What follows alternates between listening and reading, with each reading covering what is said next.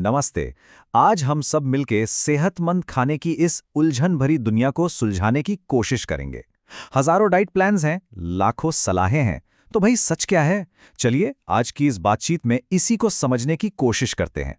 तो घूम फिर कर सबसे बड़ा सवाल तो यही आता है कि भाई सबसे अच्छी डाइट आखिर है कौन सी। मतलब ये एक ऐसा सवाल है जो शायद हर किसी के दिमाग में कभी ना कभी तो आता ही है, और इसका जवाब ढूंढना उतना आसान भी नहीं लगता। और इस सवाल के जवाब में ना अक्सर कुछ ऐसा माहौल बन जाता है। ये मजेदार तो है, पर दिखाता है कि खाने को लेकर लोग कैसे गुटों में बट गए हैं। कोई कीटो को बेस्ट बताता है तो कोई वीगन को। ऐसा लगता है मानो खाने की अपनी अपनी एक आर्मी बन गई हो।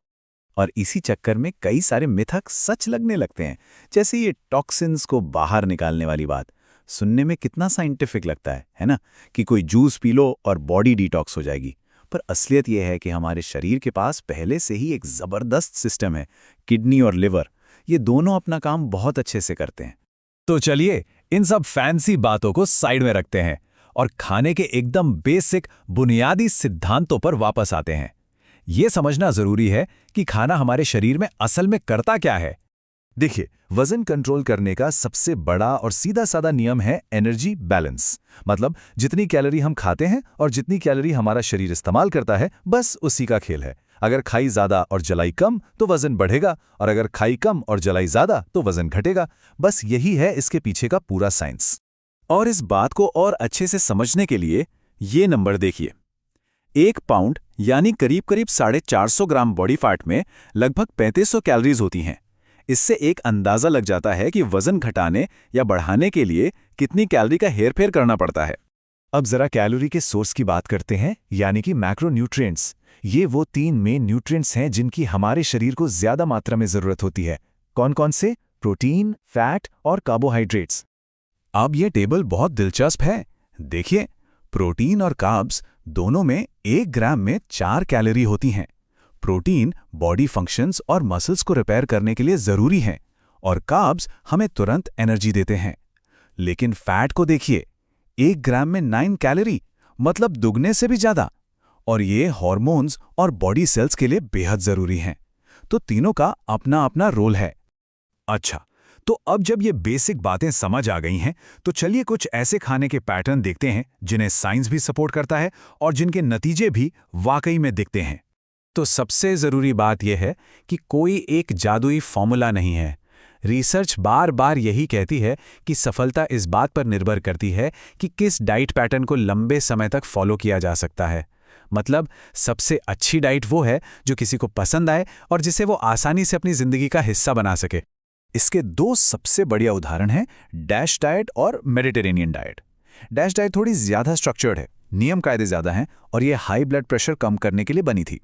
वहीं दूसरी तरफ मेडिटेरेनियन डाइट एक फ्लेक्सिबल लाइफस्टाइल पैटर्न जैसा है, जिसका फोकस ओवरऑल अच्छी सेहत पर है। दोनों ही असरदार हैं, बस अप्रोच बिल्कुल अलग है। जरा डैश डाइट को और करीब से देखते हैं। इसके नियम बहुत सीधे साधे हैं। नमक कम करना, दिन में 5 बार थोड़ा थोड़ा खाना, साबुत अनाज, फल और सब्जियों पर जोर देना, और मीठा हफ्ते में बस 5 बार तक ही खाना। ये एक बहुत ही प्रैक्टिकल अप्रोच है। और इसके रिजल्ट्स वो काफी कमाल के हैं।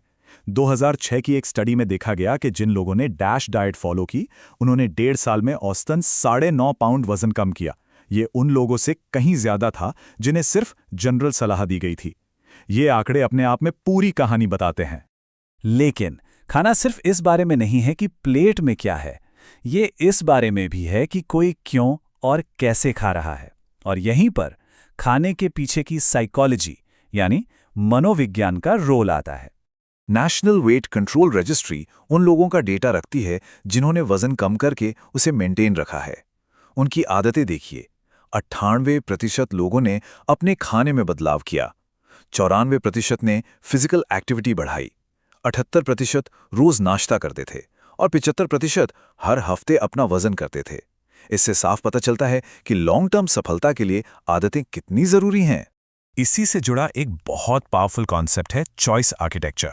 इसका सीधा साधा मतलब है अपने आसपास के माहौल को ही ऐसा बना देना कि हेल्दी चीजें चुनना आसान और ऑटोमेटिक हो जाए, ताकि बार बार विल पावर से लड़ाई ना करनी पड़े। और इसे करना बहुत आसान है। जैसे हेल्दी खाने को सामने रखिए, मान लीजिए काउंटर पर एक फ्रूट बोल। पोर्शन साइज अपने आप कंट्रोल करने के लिए छोटी प्लेट्स का इस्तेमाल कीजिए। और सबसे जरूरी, जो चीजें खाने से बचना है उन्हें घर में लाइए ही मत। तो अब इन सभी बातों को एक साथ जोड़कर एक ऐसे प्लान के बारे में सोचते हैं जो लंबे समय तक टिक सके। लॉन्ग टर्म सक्सेस के लिए 80-20 का नियम बहुत काम आता है। मतलब 80% टाइम हेल्दी खाने की कोशिश कीजिए और 20% टाइम खुद को थोड़ी फ्लेक्सिबिलिटी दीजिए। आखिर ये परफेक्शन का खेल नहीं है, ये कंसिस्टेंसी का खेल है। और शुरुआत करने का सबसे अच्छा तरीका है छोटे छोटे बदलाव। हो सकता है दिन की एक मीठी ड्रिंक को पानी से बदल दिया जाए, या डिनर में बस एक कटोरी सब्जी और जोड़ दी जाए। ये छोटे छोटे कदम ही आगे चलकर एक बड़ा फर्क पैदा करते हैं। तो अब सोचने वाली बात यह है कि आज वो कौन सा एक छोटा सा बदलाव है जो अपनी रूटीन में लाया जा सकता है। इस पर जरूर सोचिएगा, क्योंकि सेहत का इतना लंबा सफर असल में एक छोटे से पहले कदम से ही तो शुरू होता है।